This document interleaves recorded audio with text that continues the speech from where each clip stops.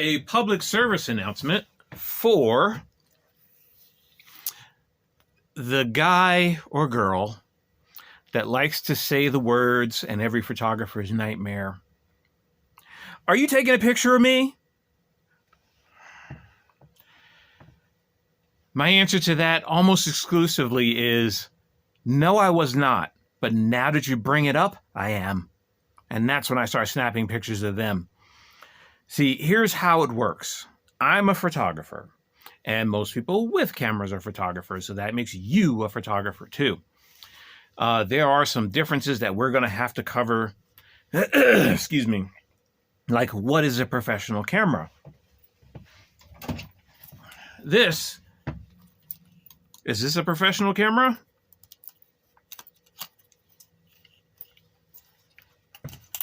Is this a professional camera?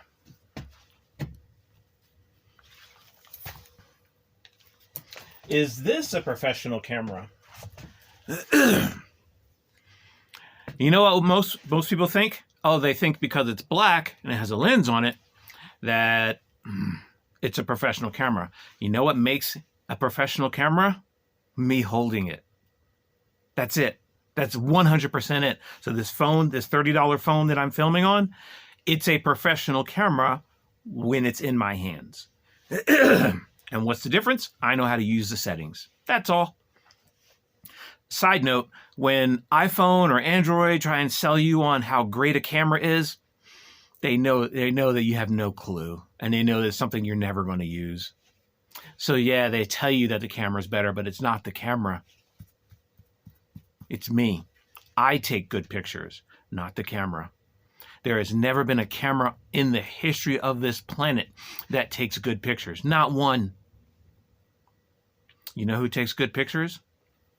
A good photographer. And that could be you. Doesn't have to have any training at all. Usually your first couple pictures are fantastic and you never top them again. But just like any other addiction, you're looking for that high again. Let's talk lenses for a minute. Oops, I just wasted a shot.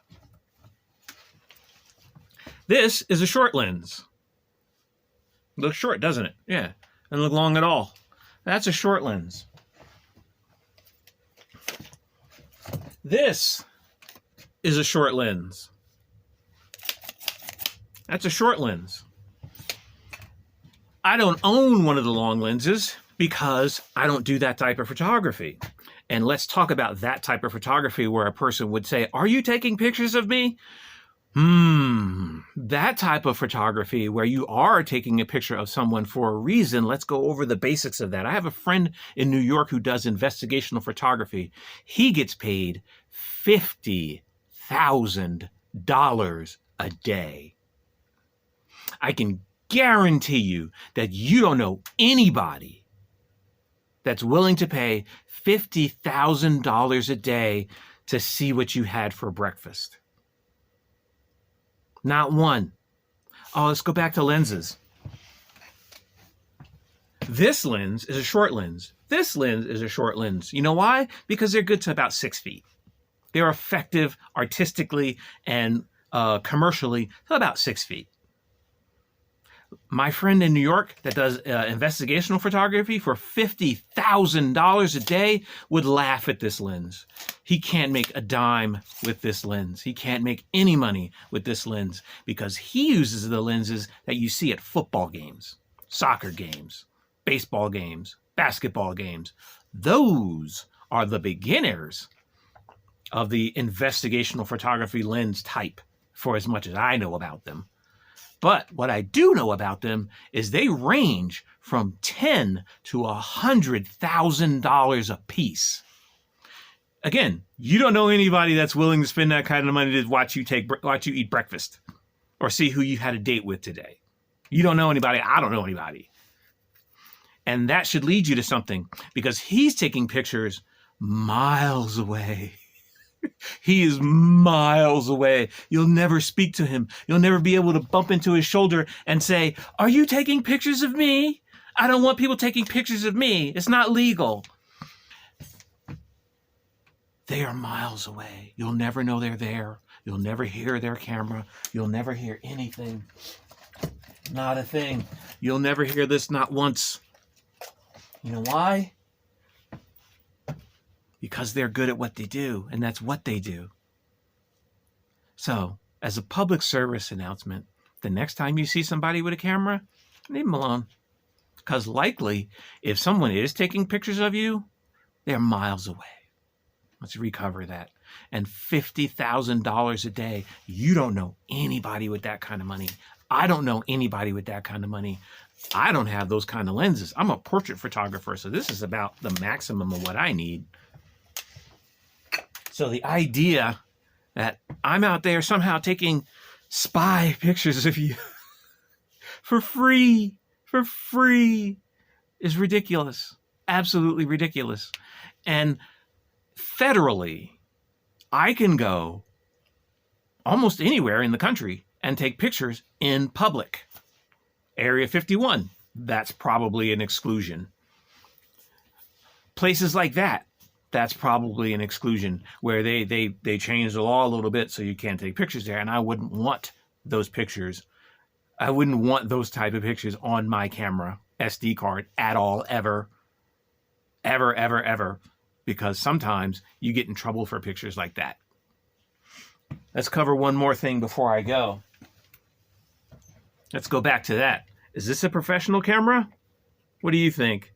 Yes? No? Maybe? This is a 58-year-old film camera. There is film in here. Film. Am I taking pictures of you in public? No. This is a 14-year-old digital camera.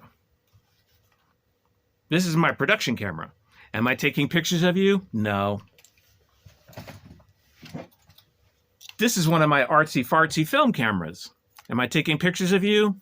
Maybe. If you're doing something interesting, if you're having a fight or an argument, I like to taking pictures of angry people. So if you're not angry, I'm probably not taking pictures of you. I had a good fight in Phoenix one time, and the cop asked me, so, did you get pictures of the fight? Did you see who started it? Yeah, I got pictures.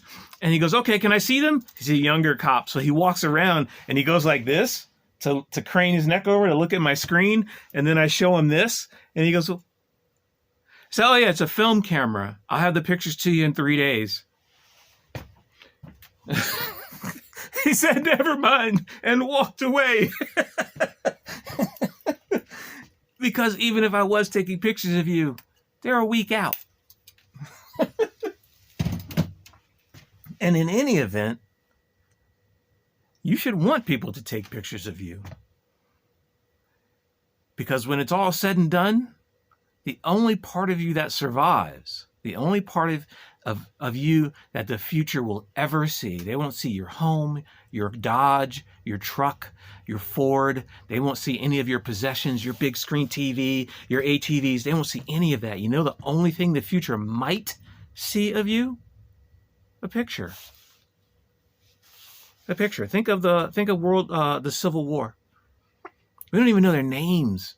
But to look in their eyes and see them as a person, it's kind of nice sometimes.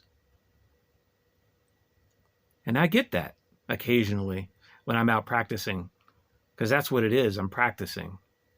And those pictures get developed, and then I delete them. That's it. They're over.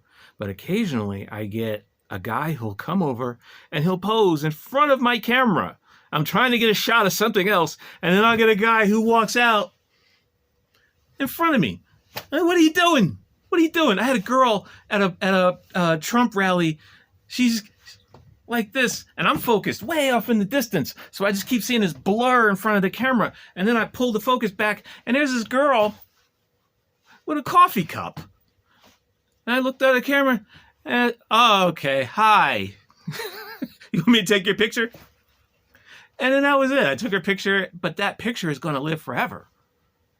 Everybody's going to know she was there that day. So if a photographer's out on the street taking pictures, he's doing street photography. And that may be your only way of living forever.